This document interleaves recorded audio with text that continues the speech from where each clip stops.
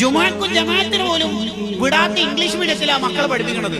അവൻ had been auxiliaries English fluent ആയിട്ട് സംസാരിച്ചിട്ട് എന്താ കാര്യം? ഓൻ എന്ത് ആഖറം വമൻ യബി ആജിലൻ മിൻഹു ബിആജിലിഹി യബില്ലഹുൽ ഖബനു ഫീ ബൈഇൻ വഫീ സലമി. ഖുർദയിൽ പറഞ്ഞല്ലോ, ഹാജിയാരന് 6 മക്കൾ.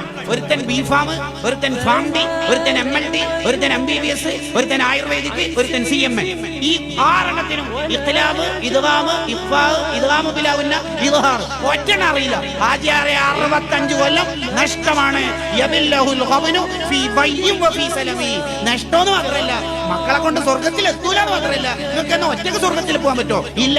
പോകണമെന്ന് തോന്നുമ്പോൾ കോളറ വേക്കിലേക്ക് ഇങ്ങനെ പിടിച്ച് നരകത്തിലേക്ക് എത്തിക്കും.